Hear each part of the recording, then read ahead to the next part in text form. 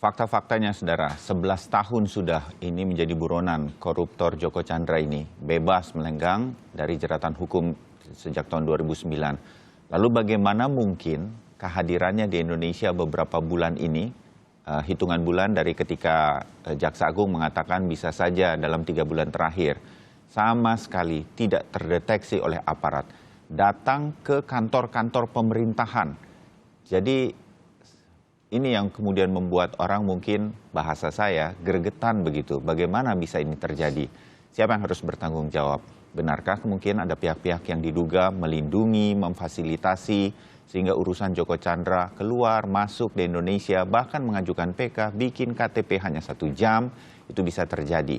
Untuk membahasnya, hadir di studio kali ini adalah Koordinator Masyarakat Anti Korupsi atau MAKI, Bang Boyamin Saiman. Selamat pagi Bang Boyamin. Pagi Bayu.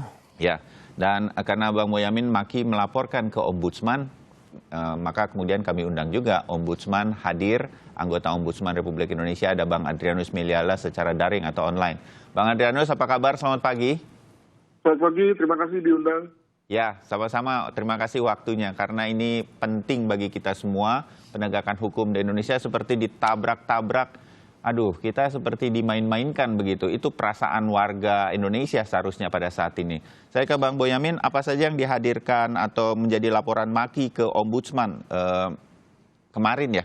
Baru dilaporkan kemarin. Ranking 1 malah Dirjen Imigrasi.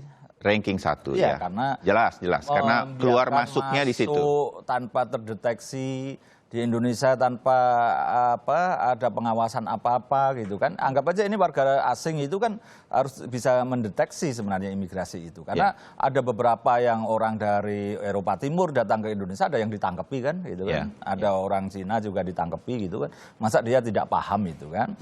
Terus bisa kemudian keluar lagi tanpa terdeteksi, dia tidak terdeteksi pakai paspor apa. Jawaban dari Menkumham bahwa itu tidak terdeteksi segala sesuatunya itu masuk akal?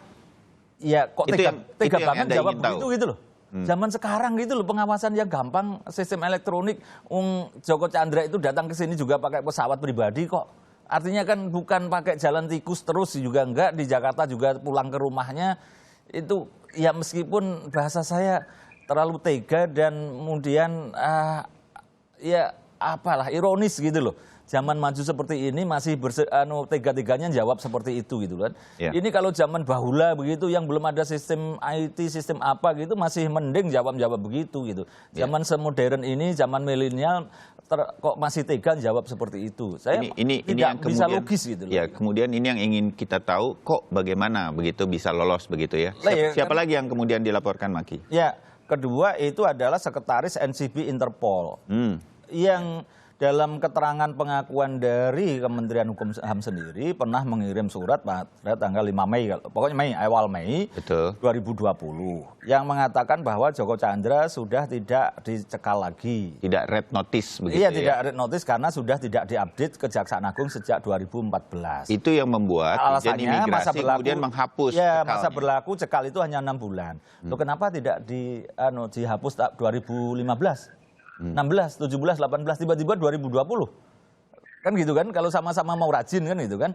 Dan DPO yang sudah inkrah, sudah diputus pengadilan, itu DPO-nya abadi sampai tertangkap. Lagi di sini logika publik dan kemudian undang-undang di imigrasi ini kan nama Joko Chandra kan waduh sudah apa ya namanya, sudah dikenal betul seharusnya. Ya setidaknya begini, kalaupun ada hal-hal yang berkaitan dengan nama Joko Chandra, check and recheck lah gitu kira-kira. Itu kalau ini kan penegak hukum, NCB Interpol itu kan juga kepolisian.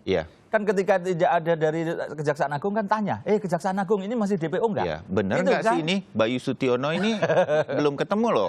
Sekarang bener nih nggak diperpanjang lagi, kira-kira begitu kan?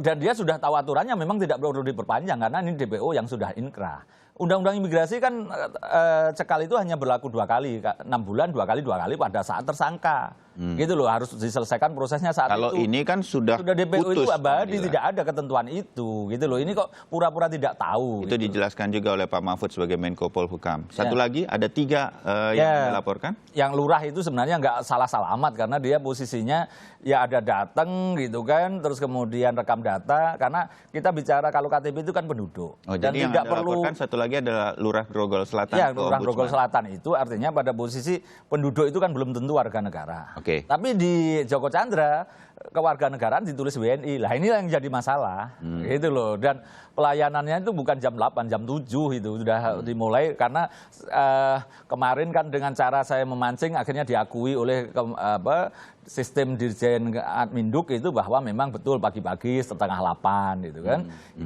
Mana ada kantor kelurahan yang sudah buka jam sekarang jam 8 aja kan. Zaman Covid ini meskipun masa kerja mulai jam 7 lah gitu kan. Ya ada yang masuk katanya rajin, tapi yang lain-lain kan baru persiapan segala macam, komputer mungkin masih panasin. Jadi kalau boleh kita menduga seperti sengaja pagi-pagi biar sepi. Ya memang ini pelayanan istimewa. Semua mestinya kalau tataran ideal memang semua dilayani istimewa. Tapi kan tidak juga.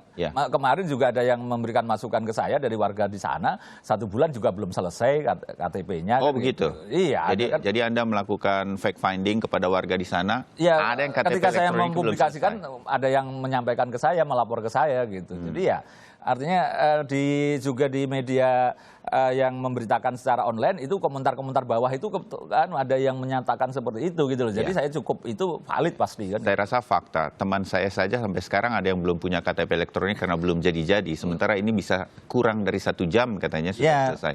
Ini semua Anda laporkan. Saya minta pendapat dulu dari Bang Adrianus di Ombudsman. Bang Adrianus, laporannya sudah diterima ini kepada Ombudsman Republik Indonesia? Kemarin disampaikannya? Ya, asumsi saya diterima oleh asisten kami yang menjadi penerima laporan. Ya. Mungkin hari ini sedang direview kelengkapan administrasinya. Lusa kemudian naik ke kami untuk kemudian kami putuskan di pleno pimpinan. Gitu. Jadi memang kami belum baca itu laporannya Pak Bunyamin. Ya. Tapi dengan adanya laporan kasus ini yang kemudian banyak dibicarakan oleh masyarakat, dikomentari di media sosial juga sekarang, Ombudsman memang ada niat untuk ikut dalam mencari tahu kenapa ini bisa seperti ini, Bang Adrianus? Betul. Saya kira kita semua sependapat ya, dan nggak ada bedanya orang Ombudsman dengan Pak Boyamin dan yang lain-lain bahwa memang kasus ini menarik lah gitu. Cuma karena sudah datang pengaduan dan kami juga berekspektasi akan memakai kewenangan, maka tentu kami juga harus hati-hati juga dalam rangka tidak menimbulkan over ekspektasi gitu ya. Kalau kami misalnya bilang bahwa pasti kami akan panggil A, B, C, lalu kemudian ternyata tidak, kan nggak enak dengan Pak Boyamin ya. Jadi dalam hal ini kami ya memang rencananya begitu dan kelihatannya memang ada indikasi maladministrasi di sini. Jadi saya juga sejalan lah dengan apa yang dipikirkan oleh Pak Boyamin. Tapi tentu kami belum bisa berjanji ya, karena pada titik ini kami belum bisa memutuskan. Ya, supaya ekspektasi masyarakat ketika Ombudsman dilaporkan hal semacam ini, apa sebetulnya yang Ombudsman nanti bisa lakukan begitu? Karena kan begini, ke DPR RI kita berharaplah ada semacam gerak cepat. Karena biasanya kalau DPR ada hal-hal semacam begini tuh pansus kek atau apa, kita belum dengar nih dari komisi-komisi di DPR untuk itu. Nah kalau Ombudsman seperti apa sebetulnya masyarakat bisa berharap dengan adanya laporan dan kemudian situasi seperti ini, Bang Adrianus? Kami ini kan pemeriksa administrasi ya, jadi kami bisa memanggil dan datang khususnya untuk satu hal, yakni melihat semua berkas administrasinya. Gitu ya. Dan kemudian lalu meminta klarifikasinya. Jadi dokumen-dokumen yang nggak boleh dibuka bagi kami harus dibuka begitu, dan tentu akan kelihatan tuh berbagai hal yang janggal. Jadi kalau misalnya di media massa dikatakan bahwa tadi juga sesuai dengan apa yang dikatakan oleh Pak Boyamin bahwa pada hari itu dia mengurus setengah jam kemudian keluar, itu kan kelihatan nanti di seluruh prosesnya. Karena dalam amatan saya EKTP itu adalah dokumen akhir yang dilahirkan setelah diproses semua dokumen-dokumen sebelumnya, kartu keluarga, rekomendasi dari RT dan sebagainya. Kita mau lihat tuh itu semua yang bikin siapa sih gitu ya, dan dari segi tanggal wajar nggak ya dari segi itu gitu ya. Demikian juga dari katanya dari mengurus KTP lalu kemudian pindah ke PN Jakarta Selatan. Lalu juga kita ingin lihat bahwa dari pengurusan di PTSP di Jakarta Selatan sampai pada penetapan sidangnya itu juga masuk akal apa enggak? Jangan-jangan memang seperti dikatakan oleh orang-orang terlalu cepat ya. Lebih daripada proses yang lain. Nah, kami tentu akan bandingkan dengan kasus-kasus yang lain. Kasus-kasus yang lain. Oke. Jadi dengan itu aja udah bisa kelihatan sebetulnya apakah indikasi itu kemudian benar-benar menjadi sesuatu yang bisa dikatakan sebagai mal atau tidak. Ya, kalau Ditjen Imigrasi juga akan diniatkan untuk dipanggil, masuk juga dalam laporan Maki atau dari Bang Boyamin dan kawan-kawan begitu. Karena ini yang paling kita bingung, kok bisa keluar dan masuk seperti mudah begitu, Bang Adrianus? Ya, sekali lagi ini hanya dugaan dan proses logis saja ya. Jadi kalau tadi Pak Boyamin mengatakan NCB dan juga Ditjen Imigrasi, mereka pada dasarnya adalah supporting staff dalam hal ini, supporting office. Mereka menjalankan perintah sesuai permintaan begitu. Nah, permintaannya dari mana? Dari penuntut kan, dalam hal ini Kejaksaan Agung. Jadi saya kira juga Kejaksaan Agung juga pihak yang perlu diminta keterangan. Perihal mengapa kemudian mengubah status dari yang DPO menjadi bukan DPO.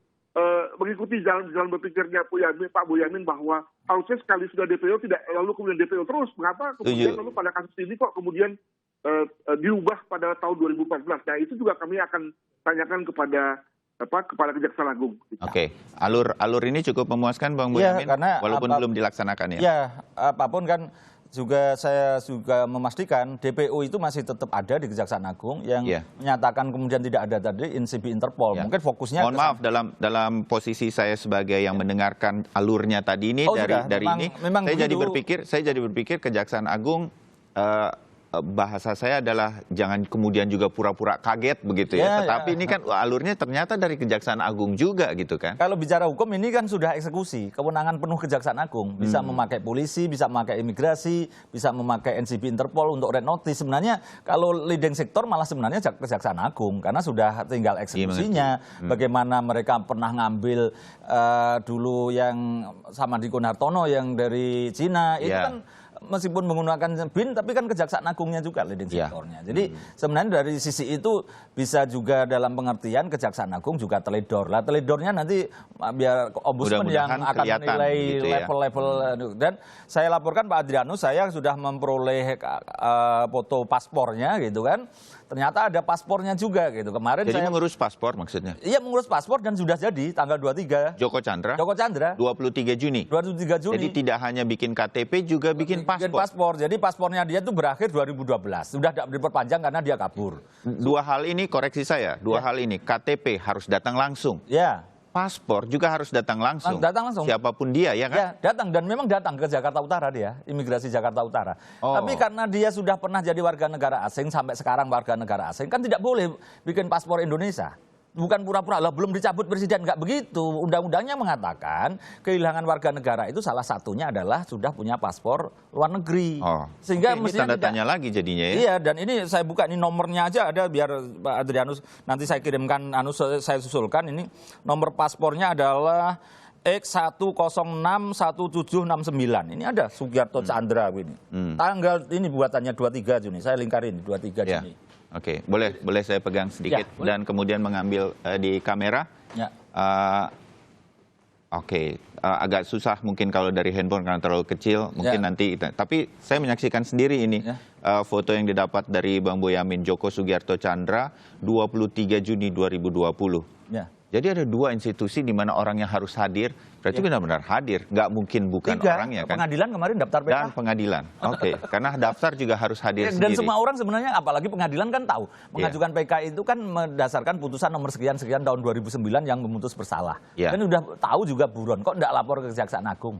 Itu kan suatu hal yang saya kira ini. Dan semua ini adalah institusi penegakan hukum, institusi lembaga-lembaga pemerintah yang didatangi tiga-tiganya, yang seharusnya mengenal paling tidak nama ini kok ring a bell begitu, dan kemudian harus ada kecurigaan.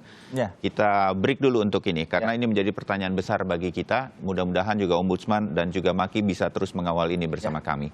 Kami akan segera kembali usai jeda.